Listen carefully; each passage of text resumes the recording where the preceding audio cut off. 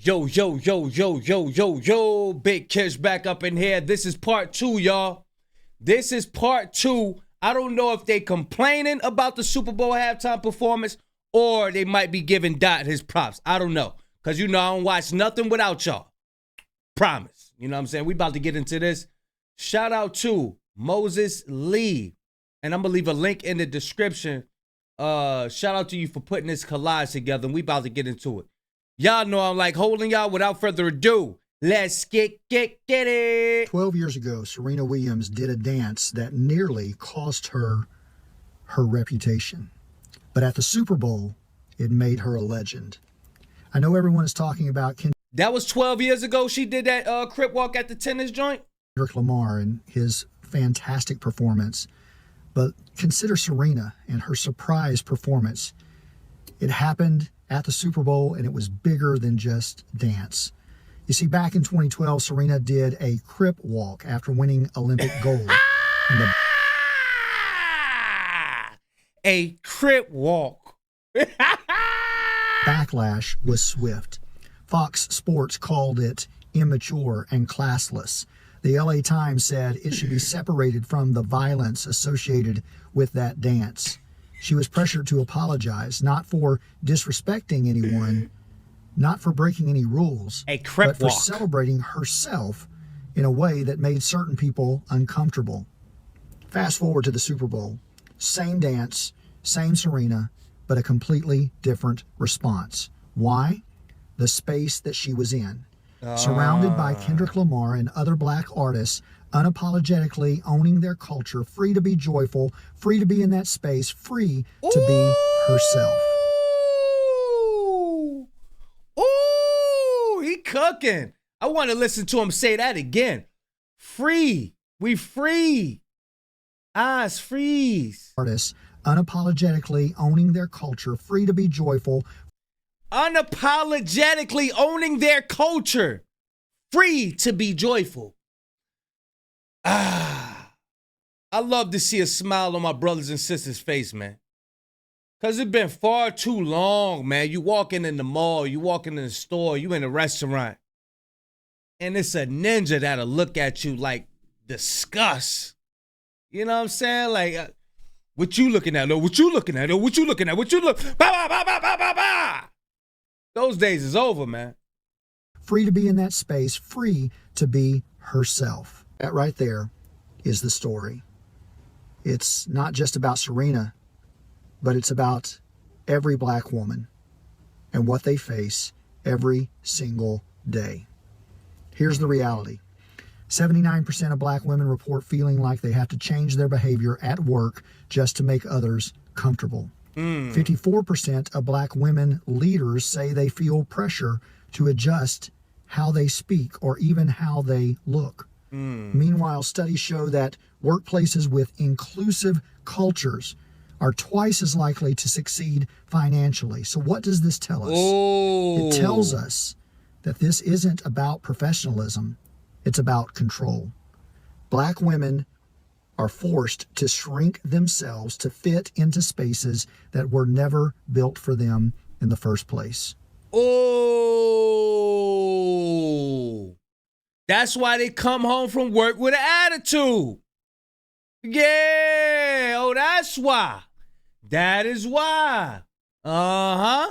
They look, they come at it like, I gotta take off these clothes. Gotta take off this uniform. Just let it all out. You know what I'm saying? We just confine it. Oh, yes, sir. Yes, sir. Okay. You need me to do that? You need me to file the paperwork for you? Okay. Then when you get home, it's gotta let loose. Shit. Get this damn corporate shit off me. Yeah. And yet, when black women are given the space to just exist as they are, to celebrate, to express, to take up room, magic happens. And sometimes that magic looks like the greatest tennis player of all time doing this dance on the world's biggest stage while millions cheer. It's not just dancing. It's not just a viral moment. It's freedom. And that's what Samuel L. Jackson said to Dot is what they said to Serena when she was crip walking on a tennis court. Too loud. Don't bring that here, that stuff. But this is my culture. I'm from Compton. This is who I be. You know what I mean? And here's the question we need to sit with. Why does that freedom only exist in certain spaces? Dang. 133.5. Oh, I know he gonna cook. I know he cooks. I know he gonna cook. Yeah, I remember him. 5 million people watched King Kendrick Lamar's Super Bowl performance, defeating the King of Pop's previously held record for the most watched NFL Super Bowl halftime show. All hail Super Bowl halftime show. King Kendrick. Squabble up, America. Squabble up, because you can sit there and say it was one of the worst performances you've ever seen. That's because you missed the message. It was televised. They just picked the wrong guy. You knew what I mean? Go back. So much symbolism in it. That's why it was so beautiful. It was controversial. It was on the edge. You had Samuel L. Jackson playing Uncle Sam. It was so thick. It was so thick. You had the guy who held the Palestinian and Sudan flag up that got arrested, got banned from the NFL. He's like, yeah, so if I choose to watch it by the TV, I will. Like, what up? What?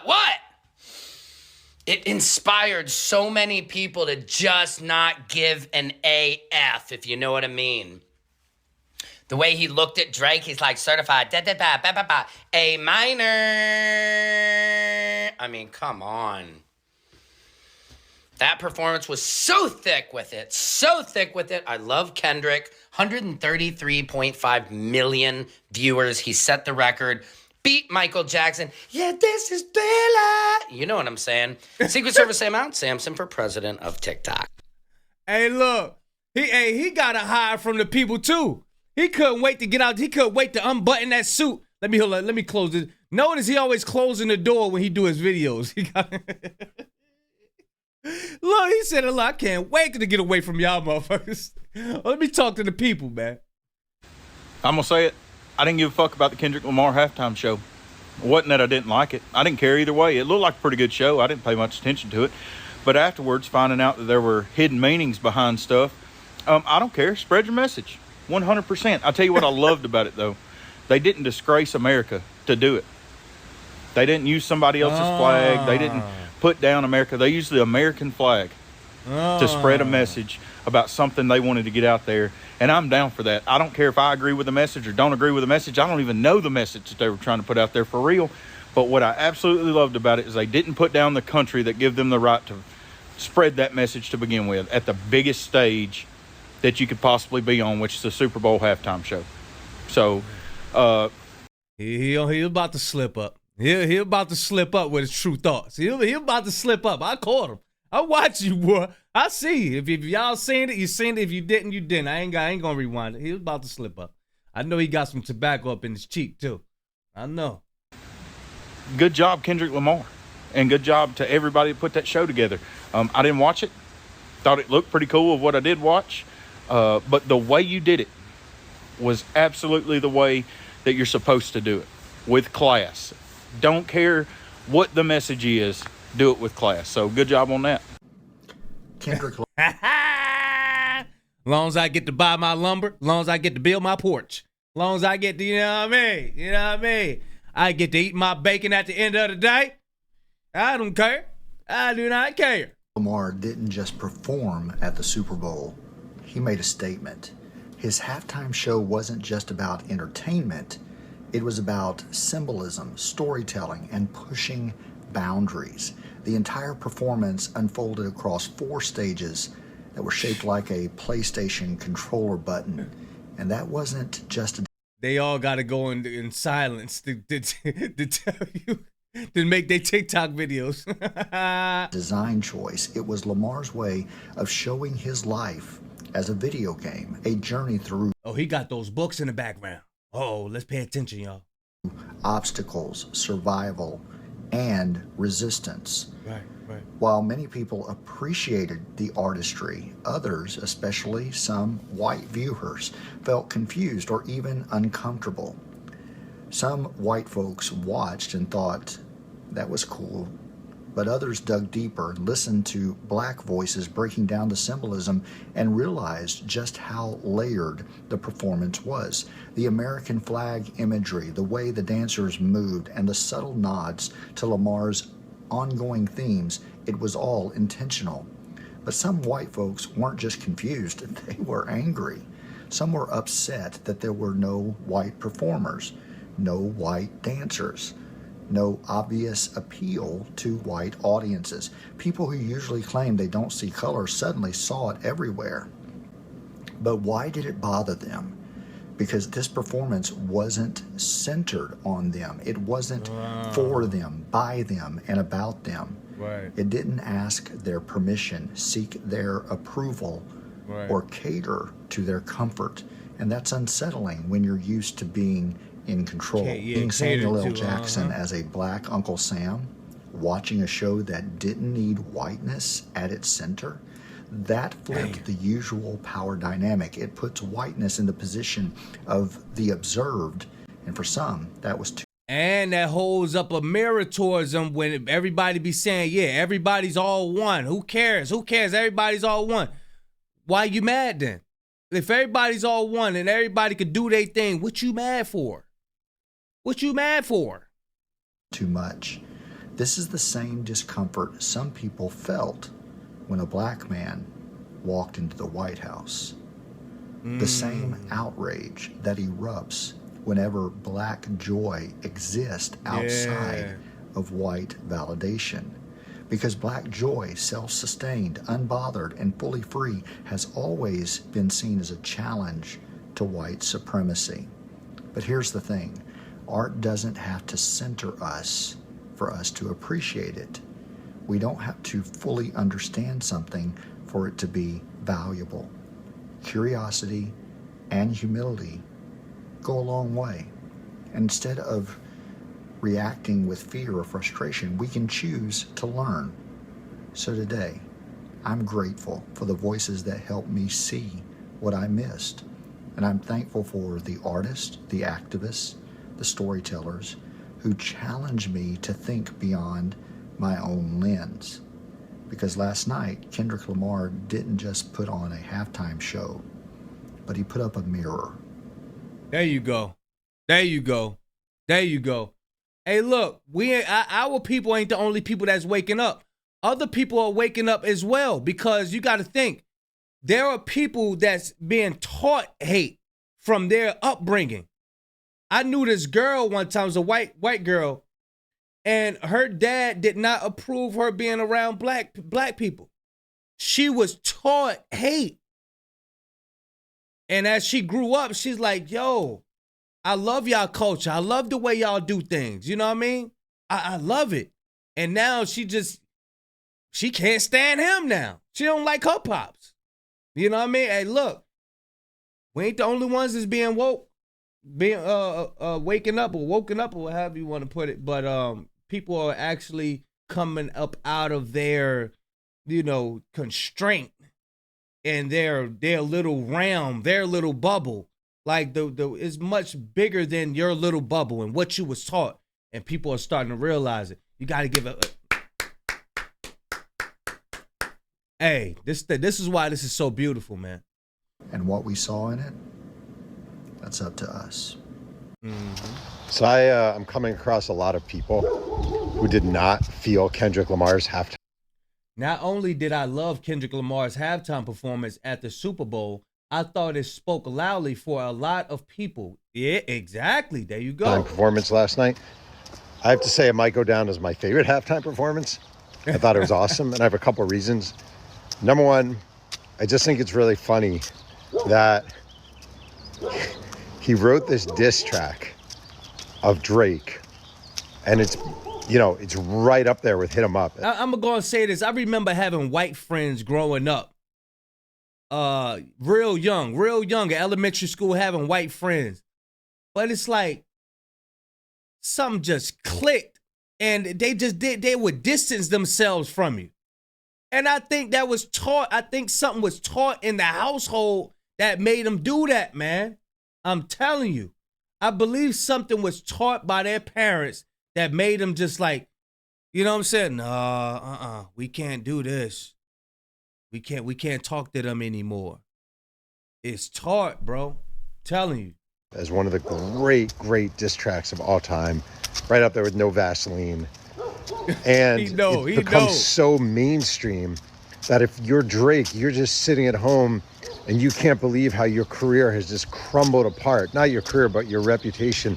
And not only that, it reached a point where you're doing the least hip-hop thing possible, which is suing another artist for defamation.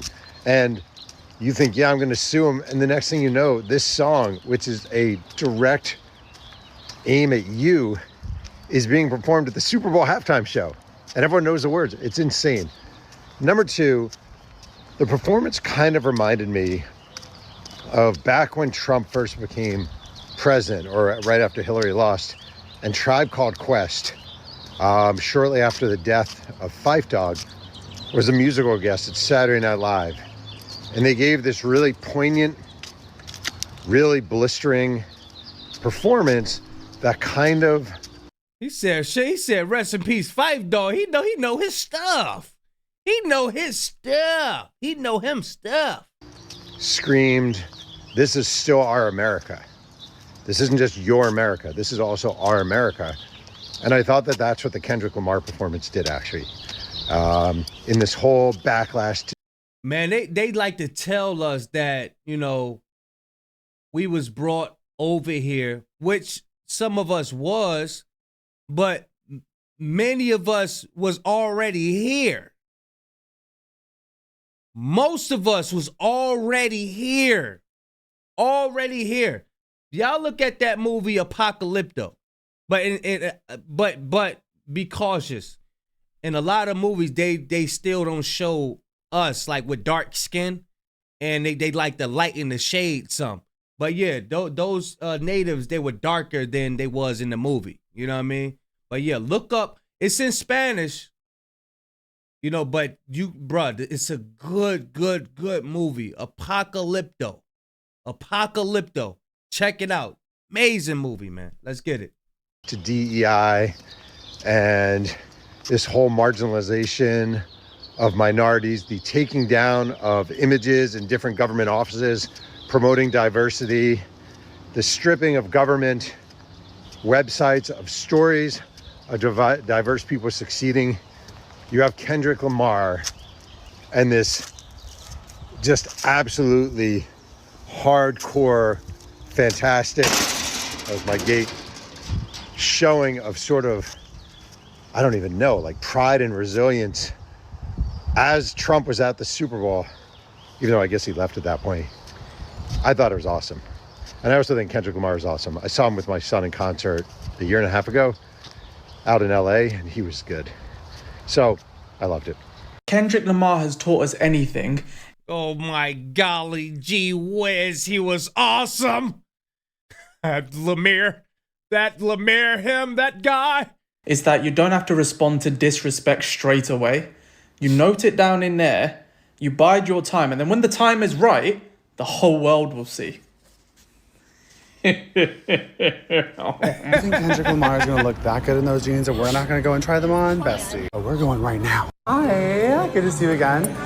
I just wanted to see if you guys have the Kendrick Lamar jeans. Yes. Here are the jeans. They cut every now. I don't know if y'all noticed, but a sister had made a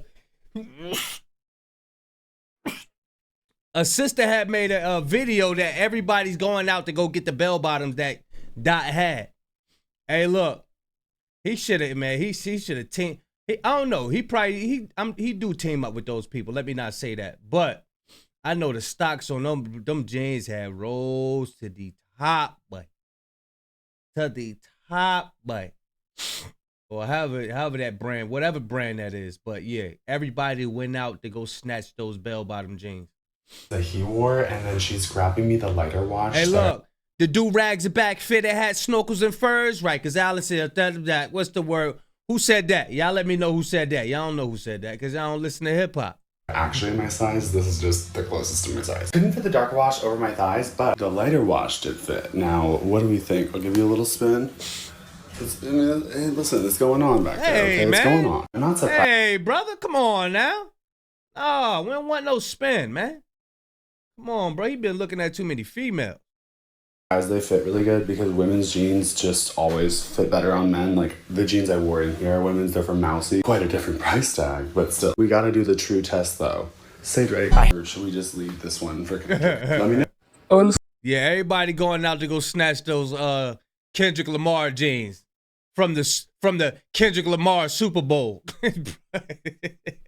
They name it everything after Dot, bro. That's how you take over, man. The great takeover, man.